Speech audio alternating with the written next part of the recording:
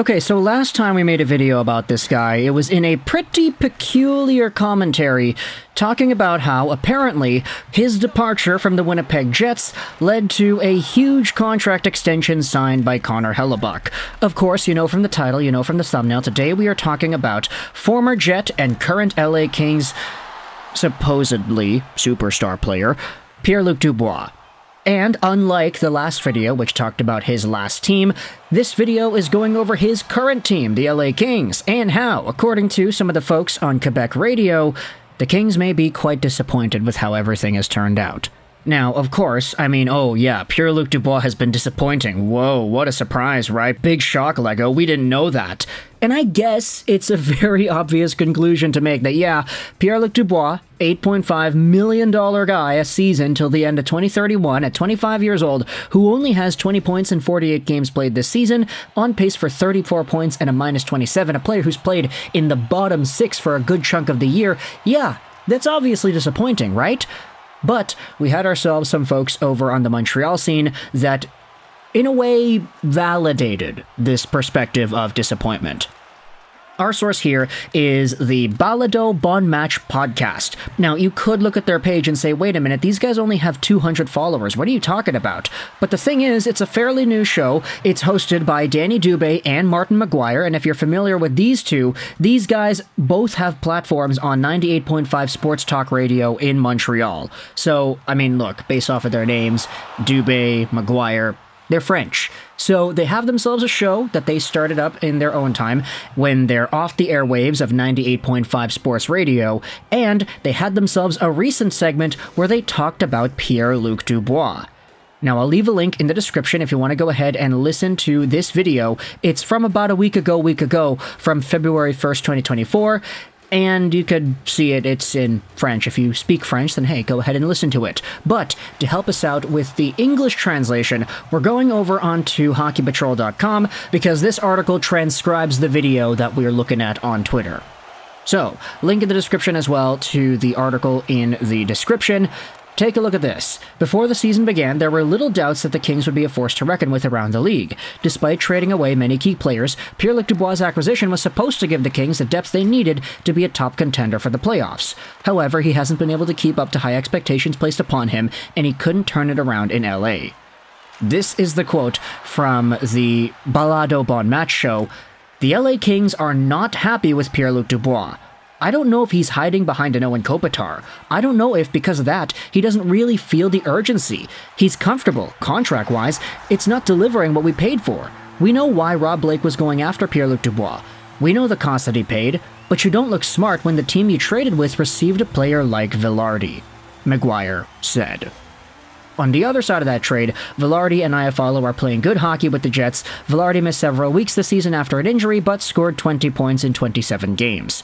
The article then asks the question as to whether or not the Kings would trade Dubois and if that's actually a possibility, and we can get into that conversation a little bit more as the video goes on. But it is interesting to hear it directly from an analyst's mouth that, yeah, this team is apparently very disappointed with the way Dubois has been playing. Now, at the same time, I get it, there's room for doubt. This could be just Martin McGuire giving an opinion and inferring the idea that the LA Kings are not happy with Pierre-Luc Dubois, but at the same time he does bring it up saying that, yeah, the guy's comfortable, he's not feeling the urgency, he's hiding behind an Owen Kopitar, and the odd thing about that is, when you hear the idea that PLD has gotten comfortable in the role that he's been given, that he's not feeling urgency, that he's not going out there and trying too hard, he's kind of lackadaisical. That's kind of the attitude that we have come to expect out of this guy year in and year out, no matter what team he's playing for. We saw this in Columbus, we saw this in Winnipeg, we saw this in the QMJHL, and now early on in LA, after he's gotten the bag, he's living the high life, he's living Hollywood, baby. He's gone out there and done the same thing. $8.5 million a year. Bottom six guy, third line guy, not a power play guy. We've made our few videos over the past few months trying to go over each of the conversations regarding Dubois. Oh, is it really just his line mates that are slowing him down? Is it the coaching staff that's slowing him down? You've got a new coach, so we'll see where exactly everything goes with that.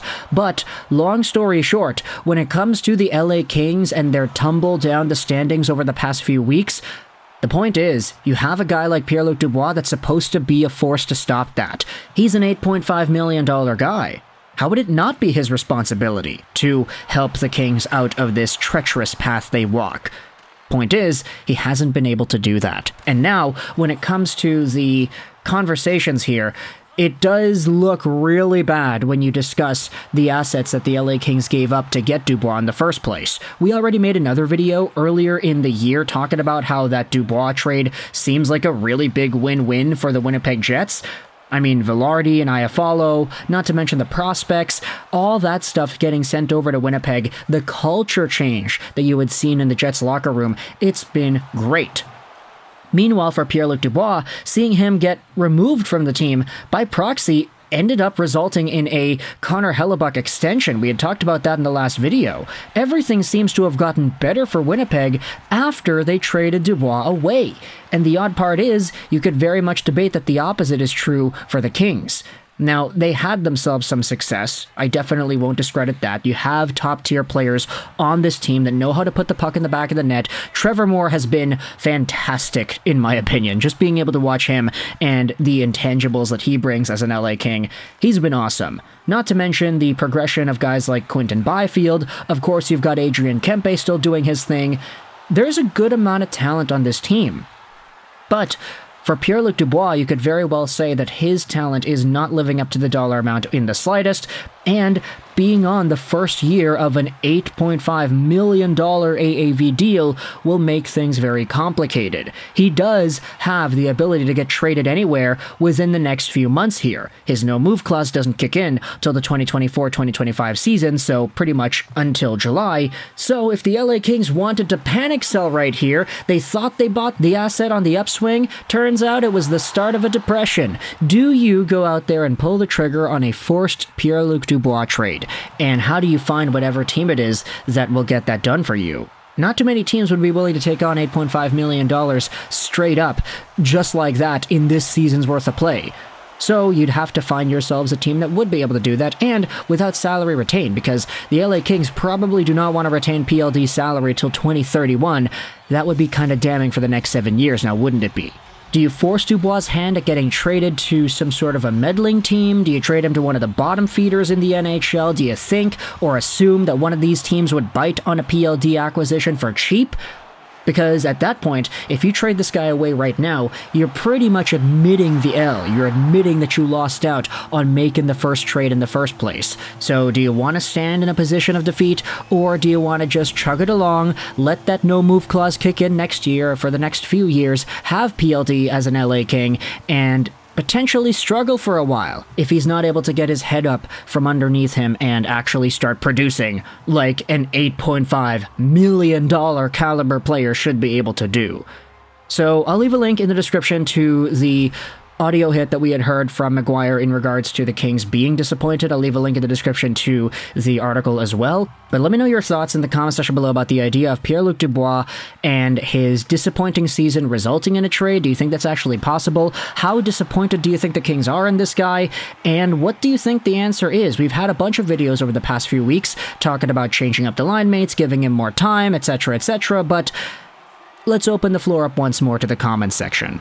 What are your thoughts on PLD, and how do you think the LA Kings solve this? Let me know your thoughts in the comment section below. I hope you enjoyed this video. And bye.